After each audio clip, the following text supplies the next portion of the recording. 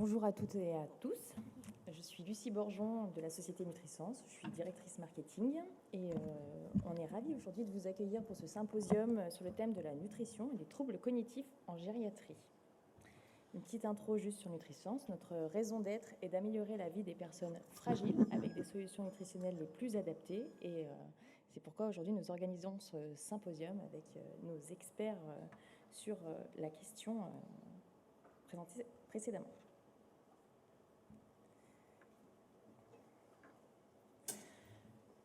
Aujourd'hui, nous avons la chance d'avoir 4 experts sur la thématique. Donc, on va démarrer avec le docteur Olivier de la Doucette, qui est président fondateur de la Fondation Recherche Alzheimer, avec le sujet « Rôle de la nutrition dans la maladie comme prévention et les facteurs de risque ». On aura ensuite Agnès Gibéraud, qui est directrice de l'Institut de recherche LIFE, qui nous parlera du plaisir de manger et du rôle des 5 sens. Nous aurons ensuite Fabienne Verdureau, qui est chef de projet chez Mémoire et Santé, sur le sujet des applicatifs en médico-social sur le manger-main et les autres sujets de nutrition.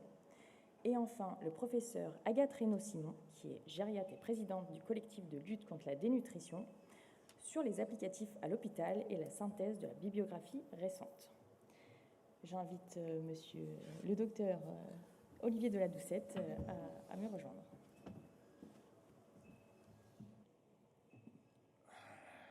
Bonjour à tous. Merci à Nutrisens de me donner l'occasion de parler de la prévention de la maladie d'Alzheimer avec son volet nutrition.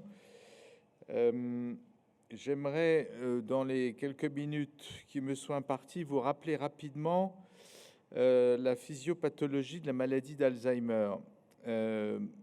Vous savez sans doute que c'est une maladie qui reste sans signe clinique pendant de nombreuses années. On estime que c'est 10 à 20 ans et qu'ensuite on a une phase dite prodromale et ensuite une phase démentielle.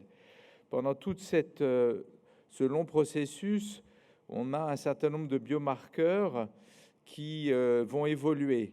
Et on voit que pendant toute la période préclinique, eh bien, s'installent justement ces différents biomarqueurs dans, on va dire, leur variante pathologique. C'est clairement pendant cette période que, eh bien, il est important d'agir parce que la prévention de la maladie d'Alzheimer, tant qu'on n'aura pas identifié clairement l'origine de cette pathologie, c'est encore un mystère, comme vous le savez, on est essentiellement dans la prévention secondaire. On est peut-être dans la prévention primaire sans le savoir, mais on sait qu'en ce qui concerne la prévention secondaire, on a la possibilité d'agir. C'est toute la période donc, qui précède la phase prodromale où on permet au cerveau eh bien, d'être plus résilient, de pouvoir compenser grâce à des redondances, grâce à on va dire une bonne santé, entre guillemets, cérébrale, eh bien, on va permettre au cerveau, malgré l'apparition et l'accumulation de ces protéines pathologiques, de réagir pour pouvoir compenser. Parmi les stratégies de prévention, on connaît des facteurs de risque modifiables et ils sont nombreux. Il y a évidemment le niveau d'éducation et qui intervient dans ce qu'on appelle la réserve cognitive. Vous avez l'activité physique, la santé vasculaire, les activités cognitivement stimulantes et enfin, on peut en citer d'autres, et enfin l'alimentation.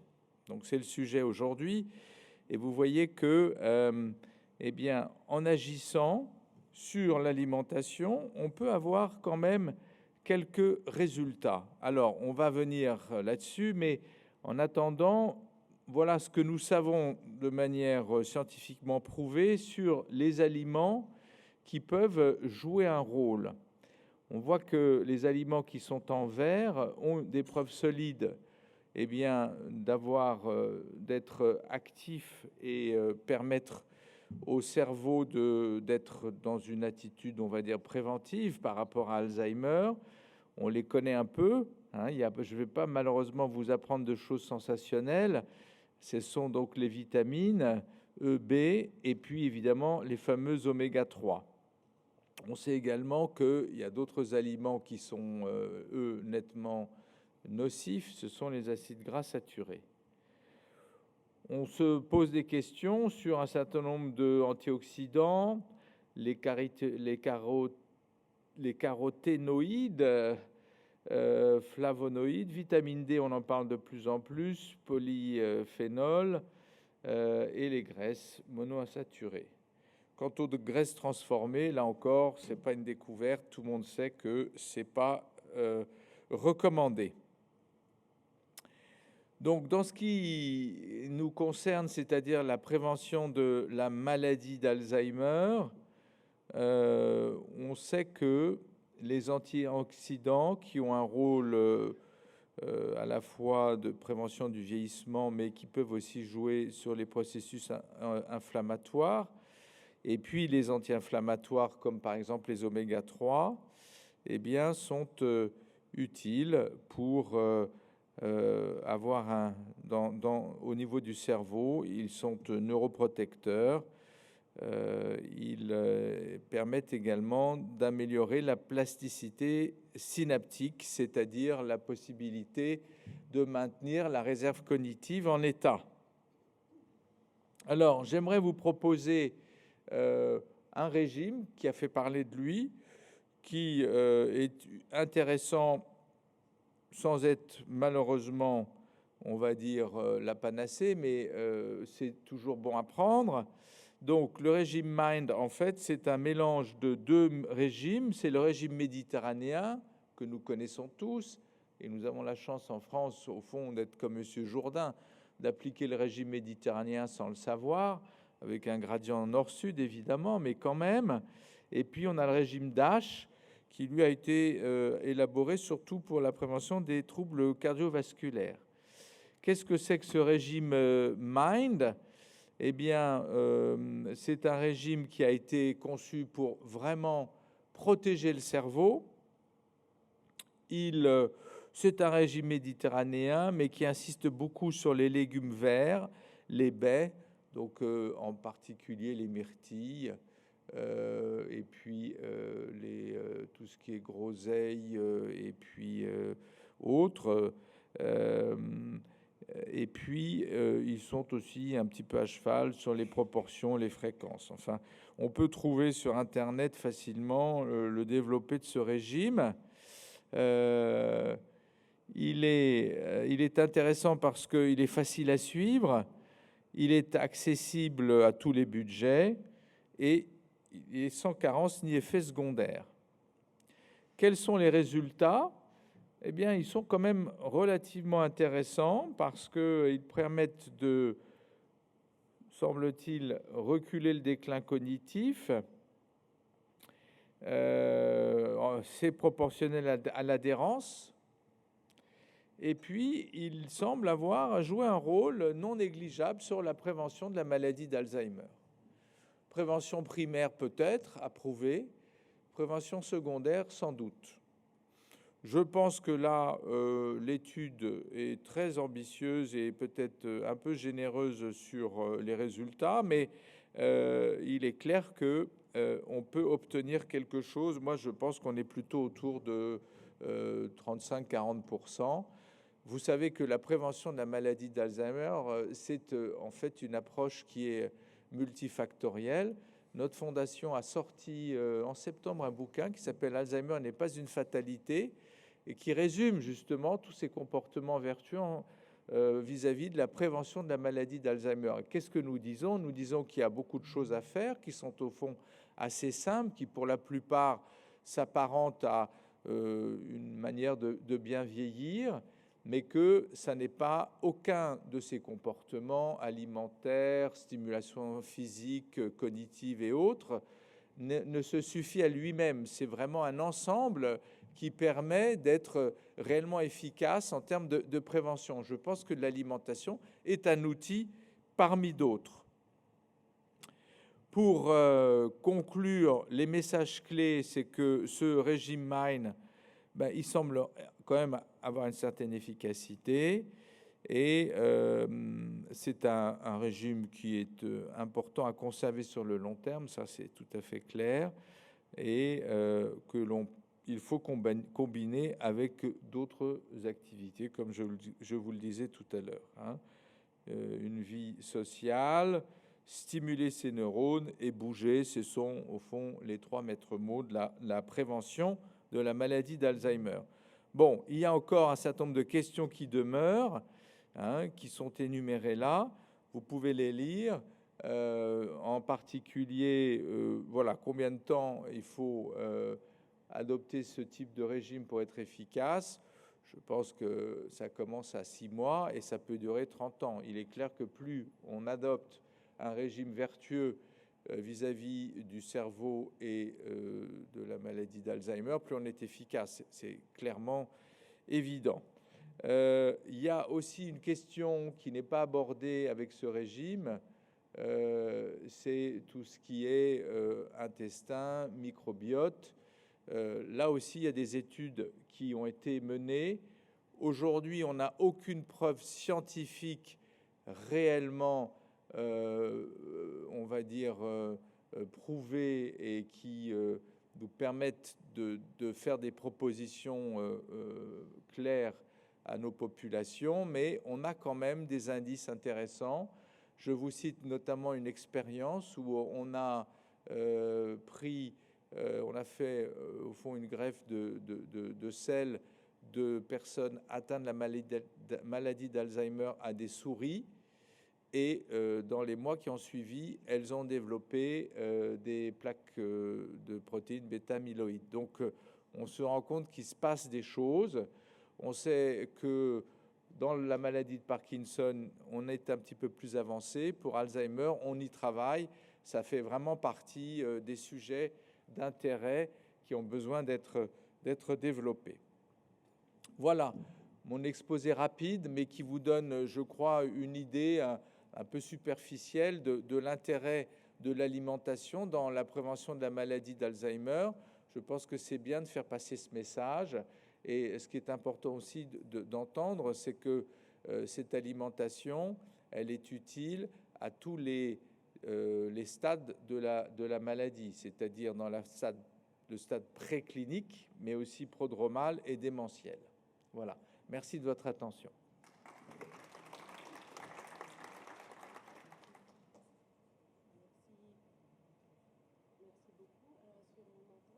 Non, on ne vous entend pas. On va passer aux questions.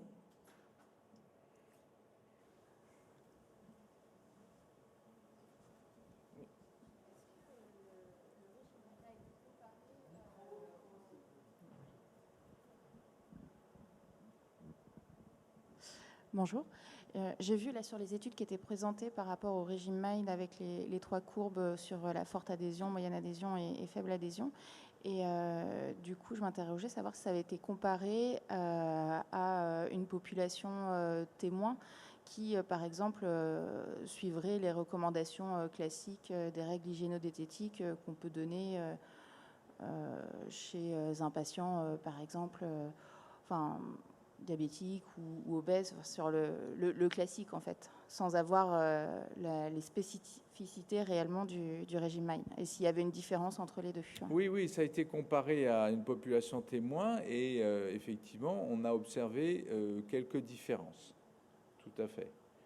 Je suis mesuré dans ma réponse. Malheureusement, c'est pas spectaculaire. Mais il y a clairement, par rapport au régime classique, des petites améliorations, semble-t-il. Le problème, c'est que ce sont des études qui sont évidemment des suivis sur 3 ans, et il est compliqué, vous savez, de pouvoir se faire une opinion en si peu de temps. Il faut un peu plus souvent.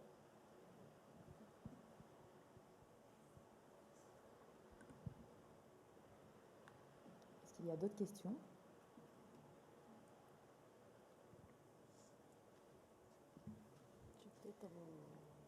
On va passer au sujet suivant et j'appelle Agnès Giraud.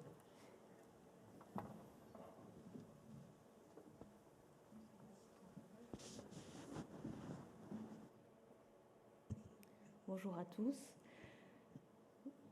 Donc je vais vous présenter des éléments sur le rôle des 5 sens dans le plaisir de manger, puisqu'en fait le plaisir de manger, c'est le moteur pour lutter contre la dénutrition ou favoriser certains régimes. Donc on peut avoir l'approche physiologique, nutritionnelle, en se fixant des objectifs de nutriments, de composition, de quantité. Mais pour que la personne concernée suive ces recommandations, nous proposons de travailler sur le modèle du plaisir de manger et des 5 sens. Donc d'où vient le plaisir de manger? Donc on peut travailler sur l'aliment lui-même. Et donc dans le temps qui m'est imparti, je vais vous parler des propriétés sensorielles de l'aliment qu'on propose, sachant que ça part depuis le choix des ingrédients, la recette, mais aussi la qualité de la production et ensuite de la mise en œuvre et du service. Donc un petit rappel, donc les 5 sens, ça vient d'Aristote. Voilà, c'est un modèle qui est très utile et très opérationnel si vous êtes en cuisine ou et que vous êtes en train de préparer des recommandations pour des patients ou des mangeurs. Ce qu'il faut savoir, c'est qu'en fait, on a une multitude de sources de stimulation. Donc, on a des stimulations physiques. Donc, ça commence par les ondes lumineuses pour la vue, les vibrations, notamment sonores, puisque quand on croque dans une baguette fraîche ou dans une biscotte molle, on va se servir de l'audition pour savoir si pour avoir cette expérience et savoir si ça nous convient. Les états des forces, donc ça va être toutes les problématiques liées à la texture, depuis la découpe, la prise en main, le fait de boire un liquide chaud, froid, fluide, visqueux, les états de surface, la composition, la granulométrie, et bien sûr la température, vous le savez, c'est un critère très important de satisfaction, notamment en institution, en EHPAD. Les aspects chimiques sont très importants puisque c'est eux qui vont nous donner le profil de goût. Donc avec deux grandes familles, les molécules qui se retrouvent dans la phase aqueuse, donc notamment pour la partie gustative, et les molécules qui se trouvent dans la phase gazeuse, donc qui sont les arômes et qui nous donnent la typicité de profil aromatique, et vous avez les exemples de propriétés perçues. Donc pourquoi je pars de ce lien entre la stimulation qu'on comprend en termes physiques et chimiques, donc depuis la préparation culinaire à l'apport du produit aux patients, c'est parce que ce sont les moyens de contrôle pour celui qui prépare le repas. Ensuite, il y a le point de vue de celui qui reçoit le repas, et là, on a la partie perception et résultat dans le plaisir. Donc, j'ai pris quelques exemples assez généraux qui ont été aussi traités spécialement dans le cas de personnes avec des troubles cognitifs. Donc, si vous voulez les références des articles scientifiques, vous avez mon adresse email pour que je vous les adresse. Donc là, j'ai illustré avec différents travaux. Ici, le dressage de l'assiette. Donc c'est la même recette, simplement le fait de structurer la présentation, de mettre des quantités de sauce qui sont visibles, mais pas excessives. Ça fait partie du plaisir de manger. Et là, ce sont des résultats dans un service de médecine interne où vous voyez que la note d'appréciation est significativement augmenté quand on travaille le dressage de l'assiette, et on a aussi un gaspillage moindre, et qui dit gaspillage moindre dit aussi meilleure correspondance des besoins et des compositions et des quantités consommées, et donc c'est aussi un moyen de lutte contre la dénutrition. Le toucher, alors j'ai mis ici quelques rappels parce qu'on parle bien sûr des troubles potentiellement de déglutition, et donc on va avoir la création des textures modifiées, mais il faut savoir que les informations d'ordre physique liées à la texture sont liées à 4 systèmes sensoriels. Donc le toucher, c'est le toucher de surface, donc une texture mixée peut avoir une certaine granulométrie, et donc on va percevoir cette granulométrie, même si on est dans une solution plutôt facile à mastiquer. Et donc ce facile à mastiquer, à manipuler, c'est la kinesthésie ou la proprioception, c'est au cours de la manipulation. Donc c'est 2 sens physiques différents. La température, je l'ai déjà mentionné. Le trigéminal, donc c'est la stimulation du nerf trijumeau, avec notamment les composés de type poivre, piment. Et donc, bien sûr, il faut pas abuser, il ne faut pas qu'on ait un produit qui soit trop épicé et qui soit déplaisant, mais en mettant un peu de piment ou de solution qui stimule le nerf trijumeau, ça amène une stimulation et un renforcement de l'expérience en bouche. Et bien sûr, on peut travailler sur des bouchées. Donc là, c'est des exemples où on va combiner les aspects visuels, comme je l'ai mentionné avant, et les contrastes de texture, par exemple, avec des inclusions ou des décors. Et donc, c'est un jeu de complémentarité en termes de sens du toucher. Alors, on a beaucoup parlé du goût et de l'odorat avec la pandémie de Covid-19, mais on a également un effet lié à l'âge. On perd la sensibilité visuelle et auditive, on le sait tous, mais on perd aussi la sensibilité au goût et à l'odorat avec le vieillissement. Et un moyen d'action que l'on a démontré notamment chez des personnes avec des troubles cognitifs, c'est de renforcer ce qu'on appelle la flaveur. Donc c'est tout ce qui va se passer en bouche avec le goût, donc ce qui se passe sur la langue, l'odorat, donc la typicité liée aux ingrédients, à ces molécules volatiles dont je parlais. Donc ça va être les assaisonnements, ça va être le fait d'avoir des ingrédients qui ont du goût au sens général du terme, ça veut dire qui ont un parfum, un arôme majeur, et puis le trigéminal. Et donc cette stimulation en bouche, on l'a par l'assaisonnement, la recette, la cuisson, le développement des arômes grillés, etc. Donc c'est un moyen vraiment d'enrichir l'expérience au cours de la consommation, et donc de favoriser la consommation alimentaire, comme on a pu le montrer chez des patients atteints de la maladie d'Alzheimer. Ici, c'est un exemple de patients atteints de cancer pour montrer qu'on a une diminution de l'appréciation des patients des arômes alimentaires, et en même temps une partie des patients, ici c'était la moitié des patients, qui ont des troubles, une sensibilité olfactive diminuée. Et donc ces patients qui ont une sensibilité olfactive diminuée, qu'on voit ici à cause du traitement chimiothérapeutique, mais qu'on observe aussi à cause du grand âge, donc les patients hyposmiques, on a une augmentation de l'usage des condiments. Donc on a la recette elle-même, mais aussi la gamme de sauces qu'on peut proposer qui va permettre de compenser ces diminutions sensorielles. Donc là, le petit récapitulatif, donc de jouer sur l'ensemble des 5 sens et de leur déclinaison pour avoir une expérience sensorielle renforcée et pour être un moteur du plaisir de manger. Donc ce qu'on a démontré dans la thèse de Virginie Pouillet, c'était que ce plaisir de manger était aussi un vecteur pour consommer plus et donc lutter contre la dénutrition, notamment avec le manger main. Je voulais juste souligner ici, que voilà, je me suis focalisée aujourd'hui sur la partie sensorielle, mais il est indispensable de travailler la relation à l'alimentation dans son ensemble.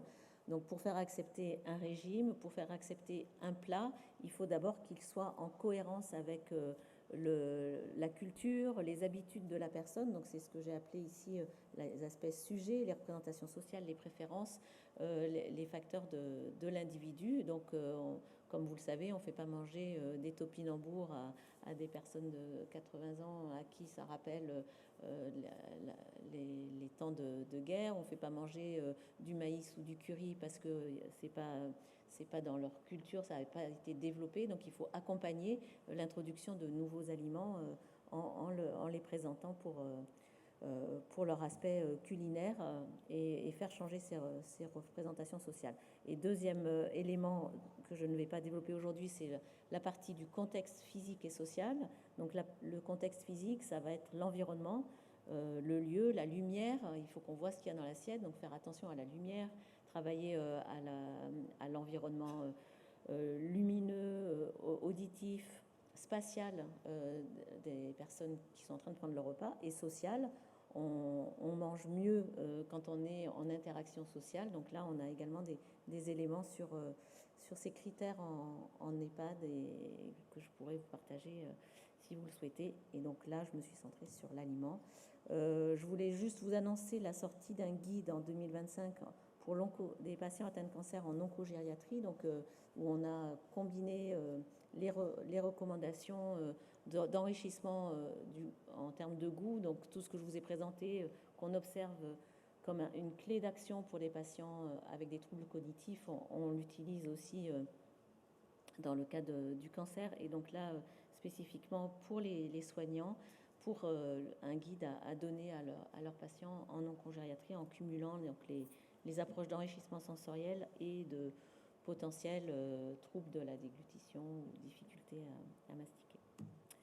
Voilà, donc bien penser dans ces accompagnements en institution, mais aussi à domicile, qu'on va travailler sur l'aliment, mais en prenant en compte les spécificités du mangeur et valoriser les effets de contexte qui vont stimuler le plaisir de manger et donc la lutte contre la dénutrition notamment et la qualité de vie. Voilà, je vous remercie.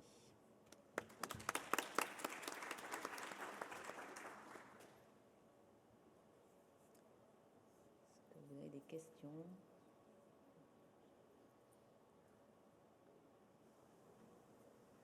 Bon, je vous remercie.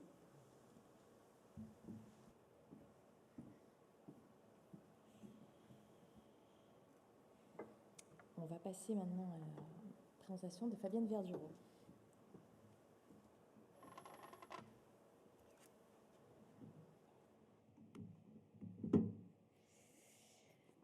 Bonjour, merci à Nutrisens de cette invitation très chaleureuse et puis aux autres orateurs. Je vais faire tout de suite le lien avec ce qui est le sens de ce qu'on vient d'entendre par rapport au plaisir de manger et le finger food, le manger main et le sans fourchette. Alors, qu'est-ce que le finger food ? Finalement, c'est une forme de cuisine. C'est une cuisine que vous connaissez tous puisque vous avez tous participé à un apéritif dînatoire, une façon un petit peu agréable de manger, vous savez, très simplement, avec le pouce et l'index. C'est vrai que ça a eu une influence espagnole. Depuis le point de départ en France, c'est venu avec les tapas, selon les propos de Jean-Pierre Poulin. Et puis, c'est une forme aussi que l'on va retrouver un petit peu dans les rues. Parfois, on pourrait s'acheter quelque chose à manger et puis on continue à marcher, on continue à déambuler. Dans certains pays, c'est tout à fait quelque chose qui se produit.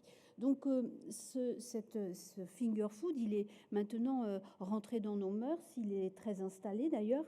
On n'y pense même plus. Sauf qu'il y a une petite chose un peu différente de ce qu'on verra par rapport à tout à l'heure, c'est que la taille de la bouchée, elle n'est pas la bouchée, la vraie bouchée que vous mettez en bouche en une seule fois, elle peut être de 2 ou 3 fois la taille de la bouchée. Donc des fois ça tombe, ou des fois on ne peut pas le prendre, ou des fois il y a un pic, donc il faut qu'on tienne l'assiette, le pic, enfin voilà. Donc c'est un petit peu parfois compliqué, mais on y arrive parce qu'on a faim, et puis parce que c'est toujours aussi un plaisir des yeux de pouvoir aller chercher l'aliment et puis le mettre en bouche directement pour satisfaire sa satiété, bien sûr. Alors, dans le cadre de la gastronomie, évidemment, c'est un peu plus différent parce que d'ailleurs, ça s'appelle l'amuse-bouche. C'est-à-dire dans la gastronomie française, on ne parlera pas de finger food, surtout pas, mais amuse-bouche. C'est tout à fait la petite entrée que vous avez dans un restaurant gastronomique qui vous est servi pour vous mettre en appétit.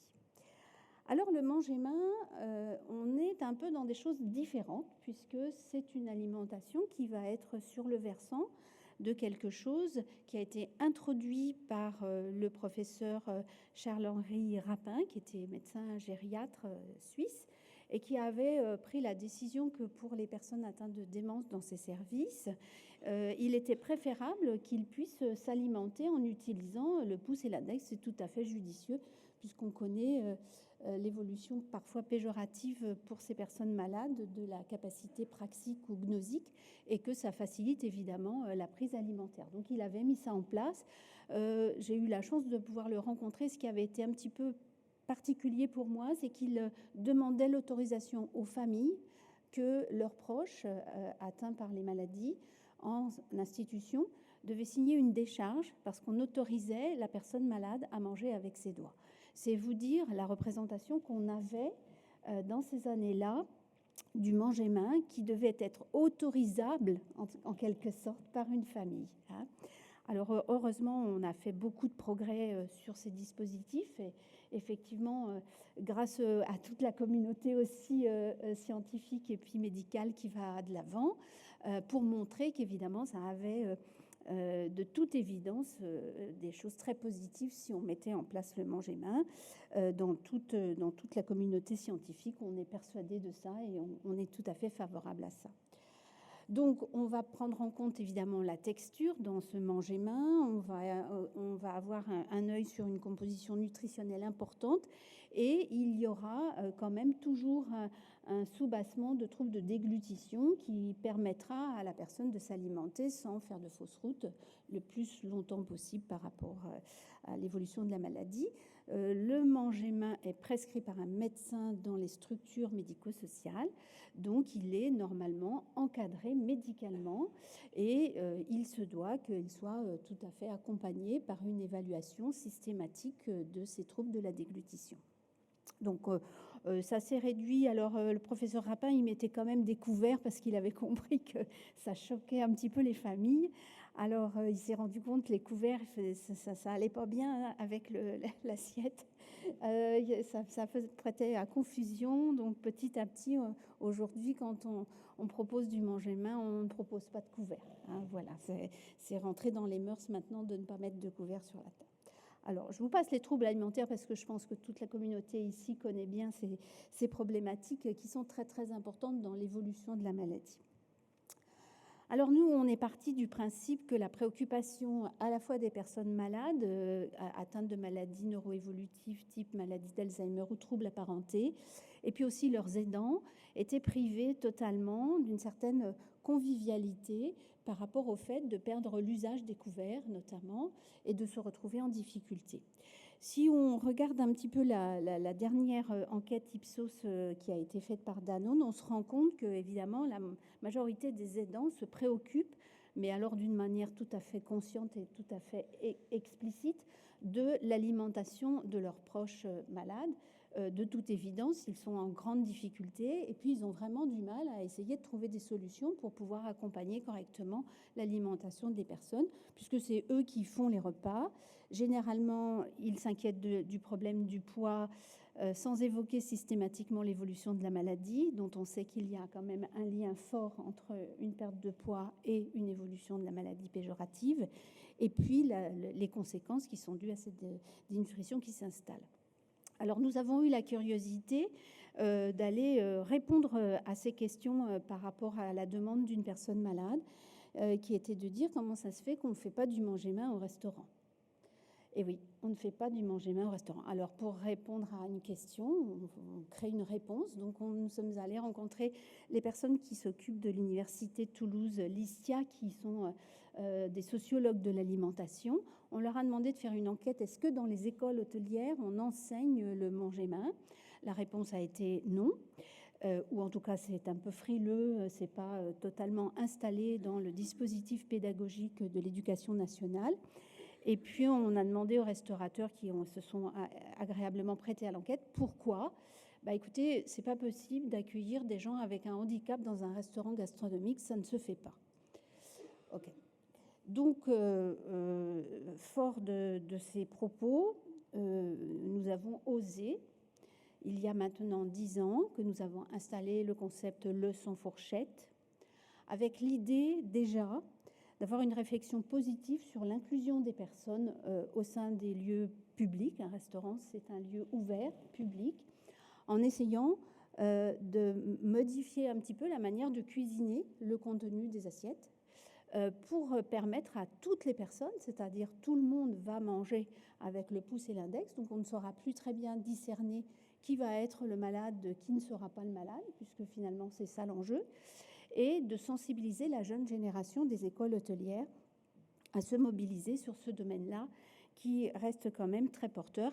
Et on a vu que le plaisir qui a été mentionné par vous, madame, était vraiment la convivialité, le retour à être autour d'une table pour pouvoir manger ensemble et ne pas être trop dans la difficulté de se dire je ne vais pas y arriver et donc ma personne malade non plus. Alors, je pense mettre en film ce qui... Donc, vous voyez, on a été dans des écoles hôtelières, on a été chez des restaurateurs qui ont accepté le challenge, donc ça se passe plutôt bien, ils aiment bien, quelques partenaires aussi prestigieux. Et je vais passer à l'illustration pour vous montrer ce que ça donne. Les cuisines du lycée Paseda à Marseille. Autour de nous, les étudiants préparent un repas gastronomique, mais un repas gastronomique sans fourchette. Ici, c'est l'atelier pâtisserie. Tarte au citron, macarons et bouchées coco. La concentration est au maximum. On travaille pour des gens qui sont atteints d'Alzheimer. Oui. Et on doit faire des desserts. On fait plusieurs desserts, on doit en faire 5. Oui. Ou c'est en une seule bouchée, sans couvert. D'accord. Donc l'idée, c'est que l'on puisse manger, hop, comme ça. En une seule bouchée. Normalement, ça devrait aller. Bon comme ça, chef ? Ouais, c'est parfait. Vas-y. Tu le roules bien. À la manœuvre, le chef Arnaud Bertin. C'est la 5e fois que l'établissement et lui-même participent à l'opération Le Sans Fourchette. Le concept, c'est de s'adapter à une clientèle qui ne peut plus forcément utiliser de couvert. Et du coup, on s'adapte pour qu'ils puissent renouer avec le monde de la restauration parce que malheureusement, ils sont souvent en difficulté quand ils se rendent dans un restaurant traditionnel. Donc une fois par an, du moins au lycée hôtelier, une fois par an, on s'adapte à leurs besoins et on fait un repas conçu pour eux, quoi. Voilà. C'est une petite portion qu'elle puisse se manger en une seule fois, une bouchée.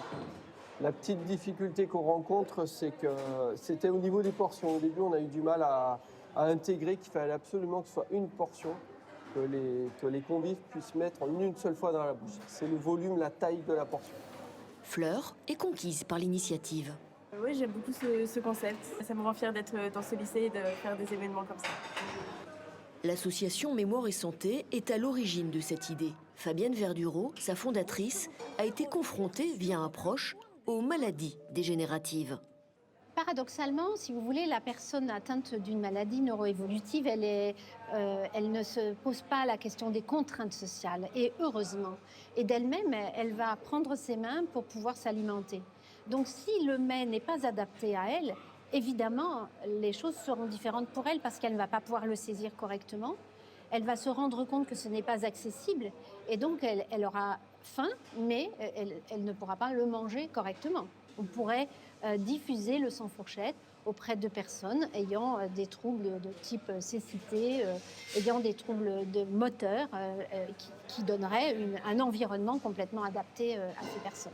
On portionne aussi tous nos petits croustillants de parmesan, nos petites tuiles de parmesan. Pour celui-là, on en aura du... Dans l'immense cuisine d'à côté, le plat principal mijote. Lui aussi sera dégusté avec les doigts. On a choisi une viande, du paleron, la queue de bœuf. Oui. Donc on a fait un mijoté.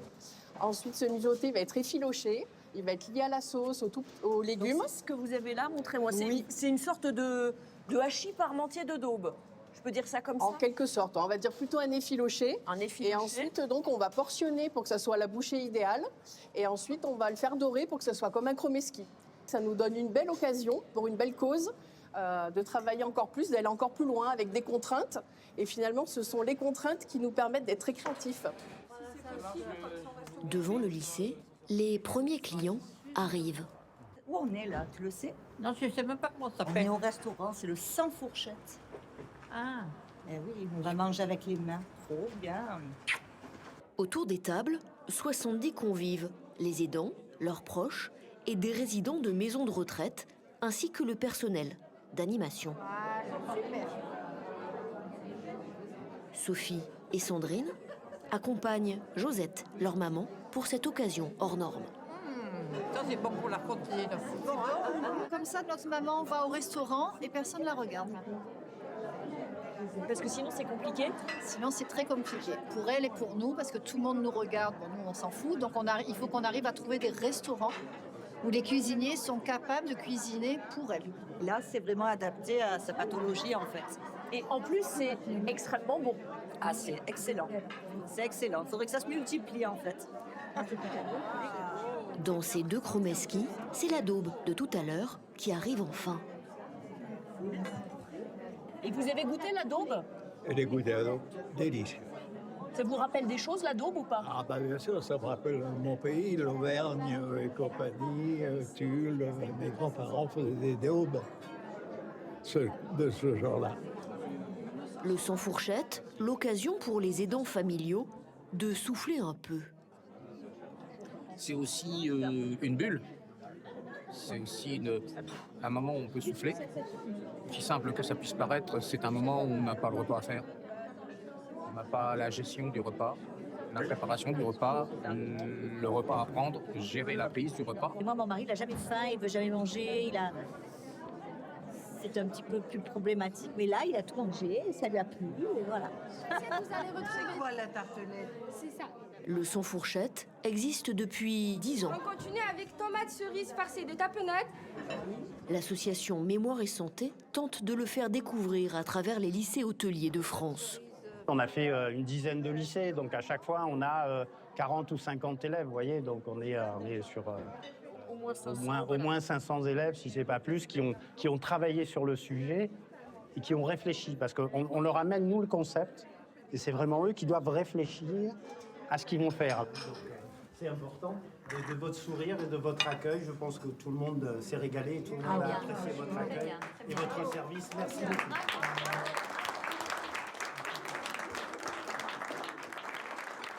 L'association Mémoire et Santé, qui a mis au point le sans fourchette, est reconnue d'utilité publique et elle fonctionne uniquement grâce à des dons. Merci de votre attention.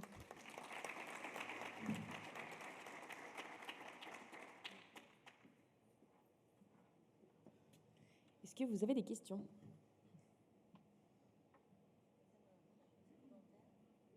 Oui, on peut.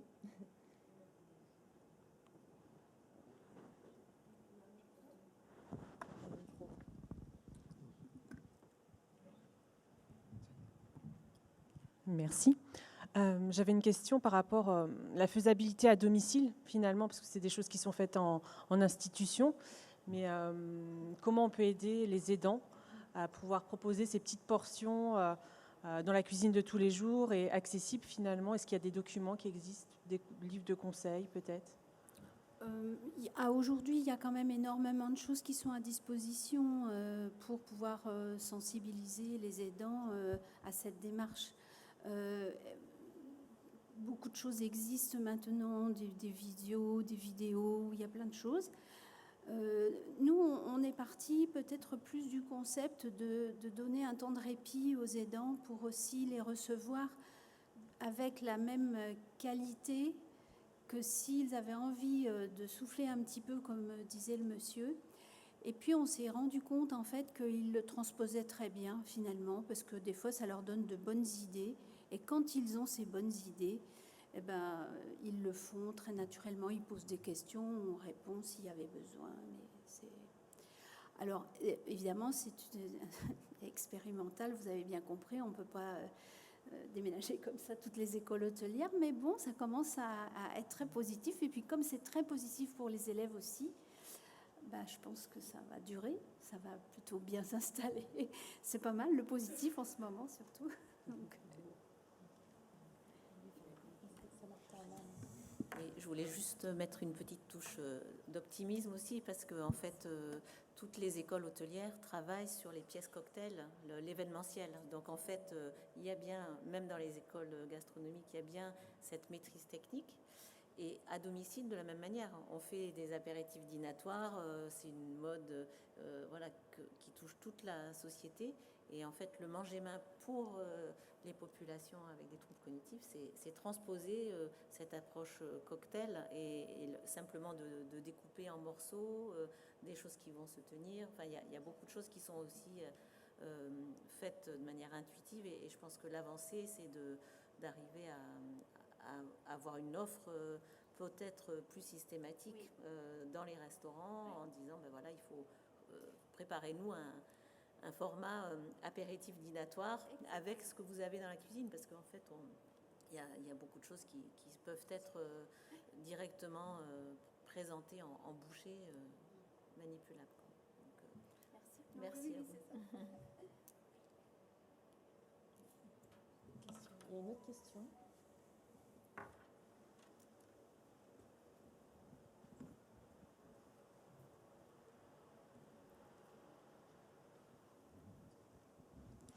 Merci. Bonjour et merci pour toutes ces présentations. Je vais être un peu désagréable, mais néanmoins enthousiaste. Je vais parler du coût et pour faire le lien avec les 3 présentations que nous avons eues, tant sur le régime MIND, j'entends déjà certains directeurs d'établissements, que ce soit hospitalier ou de médico-social, parler du coût des légumes, parler... alors il y a les circuits courts, il y a des choses qui peuvent être certainement dites, mais il faudrait ça aussi les informer très très largement, et peut-être que c'est aussi le rôle de la Société française, et je regarde le professeur Agathe Reynaud, parce qu'à chaque fois c'est ce qui nous est opposé, c'est le coût de tout ça, par rapport à ce que vous avez présenté aussi madame, par rapport à l'organisation que ça demande et à la réflexion que ça demande, le manque de temps, le manque de personnel. Voilà, je sais que c'est un sujet rebattu, et par rapport aux sans fourchettes, pour avoir essayé d'inviter des résidents d'EHPAD à des sans fourchettes qui avaient lieu à côté de Marseille, il y a aussi la question du coût avec des familles qui ne peuvent pas payer ce genre de choses-là, et la difficulté, voilà, de le mettre en place pour les cuisiniers des établissements, puisqu'il y a des formations là-dessus sur le manger main, justement. Et la réponse des directeurs d'établissement, c'est trop cher et c'est trop long de former les cuisiniers à ça, parce que la formation est très longue. Et tant mieux, parce que ça veut dire qu'elle est de qualité, mais derrière, ça ne suit pas en cuisine. L'intendance ne suit pas, comme dirait un célèbre homme de notre culture française. Voilà. Donc, il n'y a peut-être pas les réponses, mais peut-être qu'il y en a. Et s'il y en a, moi, je suis très preneuse, parce que du coup, il faut faire passer les informations. Et elles ne concernent pas que les soignants que nous sommes, elles concernent les directions d'établissement.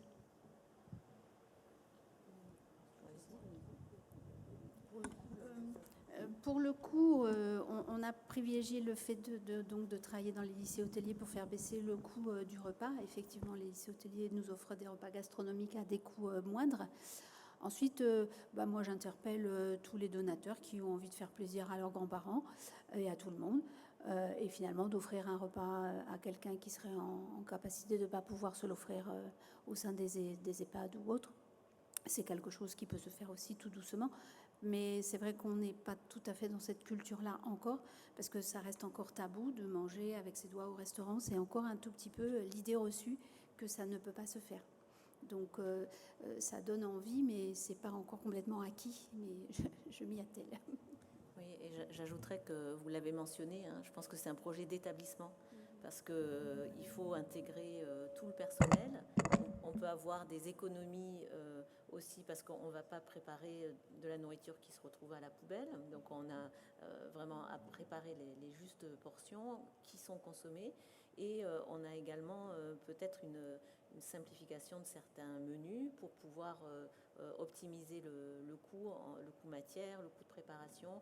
Et puis il y a des solutions industrielles qui peuvent aussi être intégrées dans certains jours, avec des propositions de nutrisance ou d'autres sources d'ingrédients qui peuvent être à coût moindre. Donc c'est un équilibre, et ça implique le personnel de service également. Et donc, il faut vraiment batailler, je pense, pour le projet d'établissement sur cette question-là. Et puis peut-être que de manière plus générale, dans les établissements sanitaires ou médico-sociaux, la question de sanctuariser le budget de l'alimentation et que ce ne soit pas toujours une variable d'ajustement dans l'établissement d'un budget d'une structure, ça peut être un point intéressant sur lequel on peut travailler. Et on va passer à l'intervention du professeur Agathe Reynaud-Simon. Alors, moi, je viens terminer cette session. Tous les conseils étaient vraiment super intéressants. J'ai beaucoup apprécié les présentations précédentes. Moi, je vais essayer de vous dire ce que dit la bibliographie, comment ces différentes techniques ont été étudiées, est-ce qu'il y a un certain niveau de preuve ou est-ce qu'il y a d'autres idées à proposer. Alors peut-être que le premier point, c'est de dire jusqu'à quand on va faire de la prévention et à partir de quel moment on va faire la prise en charge. Alors évidemment, ça va être différent d'un individu à l'autre, mais si vous voyez ici la corpulence, l'indice de masse corporelle de la population française en 2020, selon l'âge, vous voyez en bleu chez les hommes et en rouge chez les femmes, que globalement, quand on est entre 18 et 24 ans, on est plutôt mince. Et puis, avec l'âge, on a tendance à prendre du poids, augmenter son IMC, les hommes un peu plus que les femmes. Et puis, il y a un moment où, statistiquement, aux alentours de 70-75 ans, il y a une sorte de cassure dans la courbe, bon là, qui est un petit peu exagérée par des effectifs un peu moins importants pour les plus de 80 ans, mais il y a une espèce de cassure dans la courbe qui change les choses. En fait, c'est le moment où les pathologies chroniques commencent à avoir un impact sur la qualité de vie, la façon de vivre, l'autonomie et l'appétit. Et c'est à ce moment-là qu'on commence à perdre du poids. Alors, chez certains, ça peut commencer beaucoup plus tôt, chez certains d'autres beaucoup plus tard, mais on a, à l'échelle individuelle, un moment où on commence à perdre du poids spontanément. Et c'est ce moment-là qui, en fait, va changer le moment de changer de stratégie, où il faut passer de la prévention sur le plan nutritionnel, avec tout ce que nous a bien expliqué Monsieur de la Doucette, et puis à la prise en charge. Alors, qu'est-ce qui est valable pendant tout le temps, toute sa vie? C'est de faire de l'activité physique, c'est de ne pas fumer, de boire peu d'alcool ou pas du tout, et puis de bien traiter les facteurs de risque cardiovasculaires, l'hypertension, le diabète et la dyslipidémie. C'est mieux, même si on est âgé et fragile, de ne pas avoir une hypertension artérielle trop importante. On va aggraver son déclin cognitif en particulier et tous les événements cardiovasculaires. Et puis, ce qu'on va faire plutôt dans le côté prévention, et bien sûr le régime méditerranéen, le régime MIND, le régime DASH, tout cela dont on vous a parlé. Et puis, globalement, toute sa vie, il va falloir faire un peu attention, pour beaucoup de gens, à prévenir le surpoids et l'obésité, et surtout quand on est jeune et en bonne santé. Après, quand on est plus âgé et malade, là, on change d'optique. Et là, la question, c'est vraiment d'éviter la perte de poids et toutes les complications de la dénutrition, éviter les carences nutritionnelles. Et puis, pour pouvoir lutter contre la perte de poids, le plus important, c'est de se concentrer sur le plaisir de l'alimentation. Et donc là aussi, l'orientation des repas ne sera pas forcément exactement la même. Alors, qu'est-ce qu'on a dans la littérature? Déjà, on a des recommandations européennes sur la nutrition chez les personnes qui ont des problèmes cognitifs. Ce qui est recommandé, mais c'est ce que vous savez globalement, ce qui a été beaucoup évoqué ici, manger dans un endroit, un environnement agréable, et donc un peu comme à la maison, pour manger de façon détendue, avec des relations avec les autres, ce qui n'est pas toujours le cas à la maison quand même, mais disons que c'est ça qu'on va chercher. Des repas adaptés selon les besoins et les préférences alimentaires, l'aide pour les courses quand on est à domicile, la préparation des repas, etc. Former les aidants, les proches, mais aussi les professionnels. On vient de faire une enquête chez les professionnels aidants à domicile et on s'aperçoit que finalement, Les aidants professionnels ne sont pas formés à la dénutrition, ne savent pas très bien quelle liberté d'action ils ont d'agir ou de conseiller, et ils ne se sentent pas toujours légitimes pour solliciter les professionnels de santé sur un sujet, une suspicion de dénutrition. Bien entendu, il faut rechercher et traiter les autres causes de dénutrition, prescrire éventuellement, en plus de tout ce qu'on a déjà cité aujourd'hui, des compléments nutritionnels hyperénergétiques, hyperprotidiques qui ont montré leur efficacité, et puis éventuellement envisager la nutrition artificielle. En tout cas, il n'est pas recommandé d'essayer de chercher des médicaments ou des plantes qui donneraient de l'appétit. Pour l'instant, on n'a aucun niveau de preuve sur ces sujets-là et souvent des effets secondaires. Des restrictions alimentaires comme des régimes sans sel, diabétiques, etc. Il faut vraiment lâcher prise et puis se concentrer peut-être sur les oméga 3, les vitamines du groupe B, éventuellement les vitamines antioxydantes. Les troubles cognitifs, alors on a une belle revue de la littérature qui date de 2020 que je vais vous présenter. C'est une revue systématique d'une trentaine d'études sur tout ce qui a été essayé et publié dans le domaine de la nutrition, les interventions ciblant les repas chez des personnes qui souffrent de troubles cognitifs. Et vous voyez, il y a 5 catégories d'interventions. Tout ce qui concerne l'éducation du patient, des aidants, des professionnels. Tout ce qui concerne la modification de l'environnement, on a déjà cité son importance. L'aide humaine ou technique pour l'alimentation. Les compléments nutritionnels oraux ou autres interventions sur l'alimentation. Et puis les interventions pharmacologiques ou psychologiques. Alors, dans ce qui concerne les interventions d'éducation, finalement, c'est l'étude publiée par l'équipe de Toulouse en 2001 qui a fait la plus belle étude. Il s'agissait de patients Alzheimer qui étaient inclus dans l'étude avec leurs proches aidants. Et on faisait attention qu'ils n'avaient pas d'épisodes médicaux trop graves pendant l'étude. Et l'idée, c'était d'avoir des patients contrôle aussi. 9 sessions d'éducation en 6 mois, un suivi de 1 an. Et vous voyez qu'entre 0 et 1 an, dans le groupe intervention, il y a une prise de poids qui est significativement plus importante dans le groupe de l'intervention.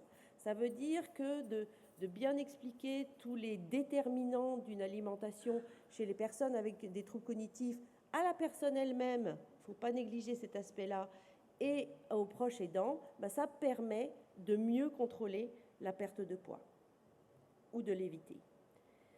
Alors, dans les modifications de l'environnement, qui sont des publications qui sont un peu rigolotes à lire, c'est très bien. Si on met de la musique, ça peut améliorer la prise des repas. Des couleurs contrastantes, nappes et assiettes, ça a aussi été proposé. Et puis ce que j'ai bien aimé, c'est l'aquarium dans la salle à manger, dans des unités protégées Alzheimer. C'est une étude prospective non contrôlée, 10 semaines. En fait, ce qui apparaissait, c'est que dans l'histoire de l'aquarium, c'était d'abord qu'il fallait qu'il soit grand, que les poissons soient gros et colorés et qu'ils bougent vite. Donc ça, c'était bien. Donc ça stimulait un peu les choses. De fait, vous voyez que les apports alimentaires ont augmenté et ils ont comme aussi pris du poids, ce qui n'est pas neutre. Donc ça, c'est des interventions intéressantes. Moi, je pensais qu'aussi de diffuser une odeur de poulet rôti, tout ça, ça allait faire des choses, parce que moi, ça me fait des choses des fois. En fait, à l'échelle d'un EHPAD, ça n'avait pas beaucoup de résultats. La stimulation cognitive, on en parle bien sûr pour éviter le déclin cognitif, mais en fait, il semble qu'on peut aussi utiliser d'une certaine manière pour aider les personnes à s'alimenter mieux. Là, il s'agissait plutôt de personnes avec des troubles cognitifs assez sévères qui avaient un peu du mal à savoir quoi faire d'un repas qui était devant eux. Et donc, c'était un peu selon la méthode Montessori, dans la mesure où on proposait de réapprendre à manger, c'est-à-dire de réapprendre à prendre les couverts, de reformuler, de restimuler, de faire répéter. Et donc, c'est une espèce d'entraînement à garder les gestes de l'alimentation. Et ils ont montré, je vous passe les détails, mais que ce soit une intervention standardisée ou en plus individualisée, finalement, c'était intéressant sur les ingestats aussi. Alors, il faut quand même voir que c'est très chronophage, que c'est des choses qui sont répétées régulièrement, mais on peut imaginer que dans le quotidien, on puisse continuer à stimuler la capacité de manger. Alors, souvent, les études sont faites avec des compléments nutritionnels oraux parce que c'est plus facile à contrôler dans une étude clinique que des études d'enrichissement, de collation, etc. Les compléments nutritionnels oraux, vous voyez que c'est la majorité de ces études d'intervention sur l'alimentation. Le plus souvent, elles ont un effet positif sur le poids, pas toujours, ça dépend un peu des populations auxquelles on s'adresse, et puis on sait très bien que les compléments nutritionnels oraux peuvent être appréciés par moment, moins à d'autres, qu'il faut changer, qu'il faut adapter, mais bon, globalement c'est intéressant, et un effet sur le poids et sur les apports alimentaires. Il y a eu d'autres interventions, une qui était assez ancienne sur les inhibiteurs de l'acétylcholinestérase, sans résultats significatifs, et de nouveau une autre sur la musique, aussi avec des résultats non significatifs. En fait, ce qui est intéressant dans ce travail que je vous montre là, c'est le programme de prévention multimodale. Les problèmes de l'alimentation sont très multifactoriels, évidemment, non seulement sur l'essence, la façon d'aborder l'alimentation, mais aussi sur le plan des pathologies, des problèmes de santé, de l'environnement, etc. Ce programme de prévention multimodale, il a inclus presque 2000 personnes à domicile, en institution. Il y avait 4 séances d'évaluation et puis une intervention. Et puis, les interventions étaient personnalisées en 10 catégories. Donc, c'est vraiment du personnalisé presque sur mesure. Alors, vous voyez que ce qui a été proposé, ça, c'est les interventions, des conseils diététiques et des compléments nutritionnels oraux dans 86% des cas. La pesée régulière, bon, on pourrait imaginer que ça aurait été 100%, mais bon, c'était 70%. L'environnement, les aides, donc ça, c'est vraiment les trois interventions qui ont été proposées le plus souvent. Mais vous voyez que dans 12% des cas, ils ont aussi proposé un journal alimentaire, peut-être pour justement focaliser sur les différentes catégories d'aliments pour avoir une alimentation à peu près diversifiée. La révision de l'ordonnance, très important, trop de médicaments ou des médicaments qui ont des effets secondaires sur l'alimentation. L'hygiène bucco-dentaire, là aussi on aurait peut-être aimé que ce soit à 100%, mais c'était 25%. L'éducation, et puis il n'y a eu dans aucun cas de la nutrition artificielle. Et finalement, 10% seulement des personnes ont fait les 4 séances du programme, mais celles-ci ont amélioré le poids de 2 kg en moyenne. Donc voilà, c'est la difficulté de mettre en place, d'implémenter et d'évaluer des interventions très personnalisées. On a déjà parlé du manger main. Il n'y a pas d'études cliniques de haut niveau de preuve, mais globalement, on estime que ça permet d'améliorer l'autonomie au cours des repas, d'améliorer les ingestats et de maintenir le poids, dans une certaine mesure bien sûr, et la qualité de vie des sujets pour toutes les raisons qui ont été évoquées. Il y a des pistes de recherche. On aimerait bien pouvoir améliorer le statut nutritionnel ou améliorer l'alimentation pour limiter le déclin cognitif, mais pour l'instant, en fait, on n'a pas beaucoup d'espoir ou enfin pas beaucoup de bonnes raisons de se réjouir. Les oméga-3 ont été essayés, finalement, ça ne change pas grand-chose. Plein de vitamines ont été essayées, mais ça ne change pas grand-chose non plus. En ce moment, on réfléchit un peu sur le régime cétogène avec l'idée que si on arrive à changer son alimentation au point de plus produire de glucose, mais beaucoup plus de corps cétonique, eh bien, le cerveau va mieux travailler, mais on n'y est pas encore. Et puis vous voyez qu'un certain nombre de différentes choses, le cacao, le ginseng, les herbes chinoises et tout ça ont été essayés. Pour l'instant, on n'y est pas. Pour mémoire, il y avait eu aussi des essais avec le cannabis, parce que le cannabis, en fait, avait été montré comme plutôt orexigène chez des jeunes patients qui souffraient du sida. Bon, en fait, chez des personnes avec des troubles cognitifs, ça a surtout donné des syndromes confusionnels. Donc, ça s'est arrêté. Et puis, aussi, il y a eu des propositions d'essais avec des progestatifs pour lesquels on avait bien observé qu'ils faisaient grossir les femmes quand on les prescrivait au moment de la ménopause ou préménopause en particulier. Et finalement, on craint surtout là le risque thromboembolique. Donc, ce n'est pas prévu non plus. Malheureusement, on n'a pas tout à fait de choses. Ce qu'il ne faut pas oublier dans l'affaire, c'est que la nutrition, c'est très dépendant de l'activité physique. On a besoin de ces muscles et un bon état, de la stimulation finalement musculaire, c'est aussi de la stimulation cognitive.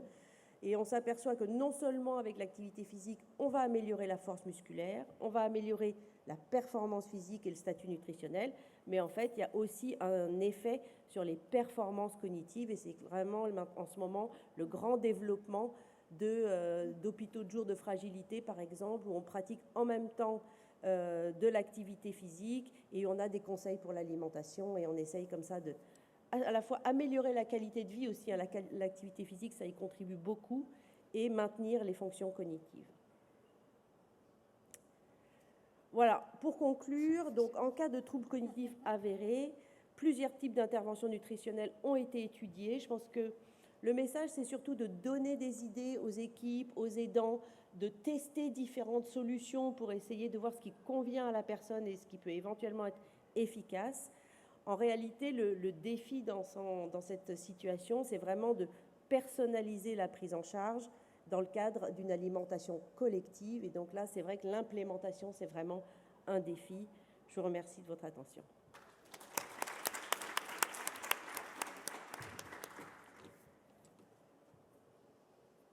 Est-ce qu'il y a des commentaires, des choses que vous voulez discuter, poser des questions ? Oui, il y a des questions ici. D'abord derrière vous, puis vous. Bonjour, merci pour cette présentation exhaustive. Effectivement, on en revient souvent à la question de la personnalisation, et j'ai du mal à trouver des études qui ont étudié concrètement comment on personnalise. Est-ce qu'il suffit juste de demander à la personne ce qu'elle aime ? Est-ce que ça suffit ? Est-ce qu'il y a des distinctions entre ce qu'on aime et en fait des choses peut-être qu'on ne connaît pas et qu'on préférerait ? Enfin, moi, je travaille beaucoup dans la VR notamment, et on a toute cette question-là. Donc, je voulais savoir si dans l'alimentation, il y avait aussi eu des études qui s'étaient un peu plus... Parce que j'ai l'impression qu'il y a beaucoup de... Quel que soit le champ, hein, vous travaillez dans l'apathie, dans la VR, ou là, je vois dans la prison alimentaire, il y a cette question de la personnalisation qui revient, et j'ai du mal à avoir des études concrètes sur comment on personnalise. Merci. Alors, je comprends votre question. Je n'ai pas vu des choses plus précises que ce que je vous ai montré là. L'enjeu, ça peut être d'associer à domicile ou dans les structures médico-sociales à la fois la personne elle-même, son proche aidant et les professionnels, et réfléchir ensemble comment on peut trouver le meilleur compromis pour individualiser. Alors, ce qui a été fait, par exemple, à l'hôpital, plus particulièrement, j'en ai pas parlé là, c'était une prise en charge diététique intense, pas spécialement pour des gens avec des troubles cognitifs, plutôt pour des gens qui n'avaient pas faim à l'hôpital. Et avec le diététicien et les autres professionnels de santé, le fait d'individualiser, de revoir la diététicienne toutes les 48 heures, a permis d'augmenter le pourcentage de personnes qui atteignent leurs besoins, mais de 20 à 25%. C'est un effet colossal. Donc à l'hôpital, on pouvait quantifier cette augmentation des ingestats.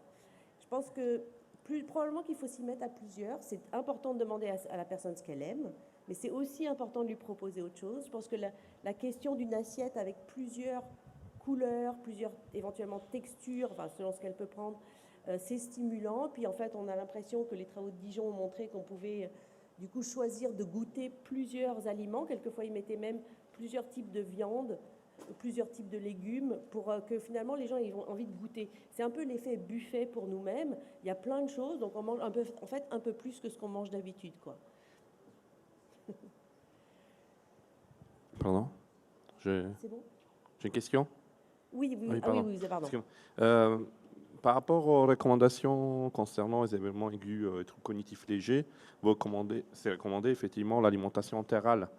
Dans la pratique quotidienne des gériatres, Je trouve qu'il y a beaucoup de réticence, même chez les gens qui n'ont presque pas tout cognitif léger, mais en tout cas, chez les gens qui ont tout cognitif léger, on a l'impression que, je ne sais pas dans la salle, en médecine aiguë gériatrique, combien de gériatres ils posent d'emblée une sonde en... et surtout qu'il y a un risque, dans un événement aigu, il y a un risque de confusion. Du coup, ils arrachent souvent la sonde. Mais effectivement, il n'y a pas de doute sur les bienfaits d'une orientation entérale. Parce que le problème, c'est que les patients, une fois qu'ils restent 10 jours sans manger, ils sont dans une phase sarcopénique qu'on aura du mal à rattraper, ils rentrent dans la dépendance, dans la cascade de complications gériatriques. Donc la question, qu'est-ce que vous avez comme approche, et la sensibilisation aussi des gériatres à l'alimentation entérale dans les événements aigus chez les sujets fragiles, en disant, parce que... Alors, vous posez la question de l'alimentation entérale ou artificielle, mais surtout entérale chez les personnes âgées. Dans les recommandations justement européennes, c'est assez bien décrit. C'est-à-dire qu'il y a des bonnes indications de la nutrition entérale. C'est une anorexie un peu prolongée après un épisode aigu et avec une personne qui est d'abord susceptible de tolérer une nutrition entérale. C'est-à-dire qu'en effet, les gens qui ne comprennent pas pourquoi ils auraient une sonde dans le nez et que ça va les gêner, ils sont susceptibles de ne pas tolérer une nutrition entérale. Une bonne indication dans le sens où la nutrition a une chance, une probabilité d'améliorer le pronostic ou de le maintenir, ça peut être aussi un objectif. Et puis, il y a des situations dans lesquelles on pense que c'est mieux de ne pas proposer, après quelquefois c'est la famille qui demande, mais de ne pas proposer une alimentation entérale. C'est justement dans les formes de troubles cognitifs sévères où finalement on ne sait pas très bien qu'est-ce qu'on aimerait bien, sur quoi on aimerait agir en fait. Et puis, il n'y a pas on va pas faire remarcher une personne qui est grabataire, on ne va pas redonner des fonctions cognitives. C'est un sujet assez vaste dans lequel il y a quelques grandes indications dans la littérature. Après, il y a vraiment une part à une discussion pluriprofessionnelle, recueillir l'avis de l'aidant, voir comment est le patient lui-même. Et probablement que la nutrition entérale, elle est peu utilisée globalement. Surtout parce que les gens ne sont pas formés à le faire. Et moi, je ne vais pas m'amuser à prescrire une chimio chez quelqu'un qui a un cancer, je ne sais pas faire. Si vous n'avez pas appris comment faire une nutrition entérale, vous n'allez pas la prescrire non plus. Donc il y a une question de formation, de sensibilisation. Et donc oui, c'est un gros travail à faire qu'on aimerait bien faire via les unités transversales de nutrition clinique dans les hôpitaux en particulier. Et pourquoi pas un jour dans les EHPAD, mais pour l'instant, on n'y est pas. Il est temps de finir. On a dépassé notre temps de parole. Je vous invite à venir sur notre stand pour la poursuite des questions. Nos intervenants répondront avec plaisir. Merci.